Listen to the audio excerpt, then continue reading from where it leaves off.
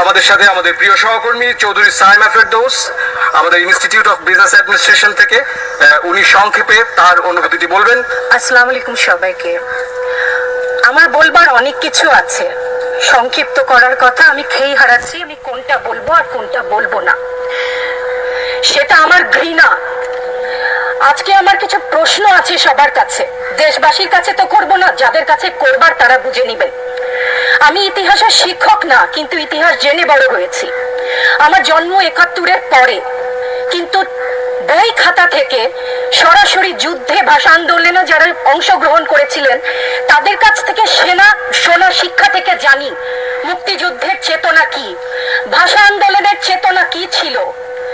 মুখের ভাষা বাংলা বলতে পারি, সেই জন্য বোধহয় ভাষা আন্দোলনের শহীদরা শহীদ হননি। আমার কথা আমি বলতে পারবো না, আপনি তুলে নিয়ে যাবেন। প্রতিবাদ করতে পারবো না, ভিন্ন মত প্রকাশ করতে পারবো না, আপনি আমাদেরকে রাজাকার বলে গালি দিবেন। রাজাকার শব্দটা প্রকাণ্ড একটা গালি, যাকে তাকে দেবেন না। আমি অনুরোধ করছি না, আপনাদেরকে বলে দিচ্ছি। ছাত্রদের কথায় আমি কিছুটা পরে আসছি, সেখানে আমাদের সহকর্মীরা যারা বলেছেন সেখানে আমি পূর্ণ একমত। আমাকে একটু বলে দেবেন আপনারা মুক্তিযুদ্ধের চেতনা কি ছিল দেশের হয়ে। আপনারা বলবেন যে যারা শুধুমাত্র আমার বাবা মুক্তিযোদ্ধা ছিলেন তাই আমার অধিকার প্রাপ্য অনেক কিছু, সেখানে পূর্ণ সহমত।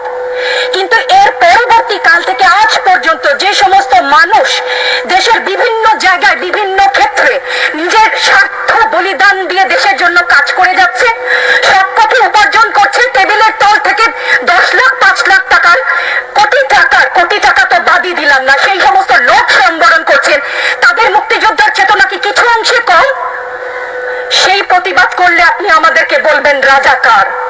রাজাকারের বাচ্চা, এটা প্রকাণ্ড গালি, যত্রতত্র দেবেন না। আর আমার ছাত্র ছাত্রীদের গায়ে গুলি কেন?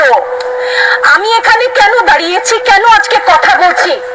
কারণ আমি মানুষ, আমি শিক্ষিত একজন মানুষ, আপাদমস্তক ভাবে যাকে শিক্ষা বলেন। সেখানে আমি জানি মুক্তিযোদ্ধার চেতনা যদি কিছু আমার ভেতরে বিদ্যমান থাকে, আমি জানি অন্যায়ের প্রতিবাদ করতে হবে। বিচার চাই না বলেছেন, আমিও একমত। কার কাছে বিচার চাবো, কোথায় বিচার চাবো? আমরা ঘৃণা জানাই। আমার ছাত্রদের গায়ে আমি সারা রাত ঘুমাতে পারি না, তাই এসছি যে আজকে যদি কিছু বলে যাই এক পলক ঘুমাতে পারি। যেই বাবা মার বুকটা খালি হয়ে গেছে, তাদের ঘরে কি চলে, কোথায় আছে তারা, কিভাবে আছে?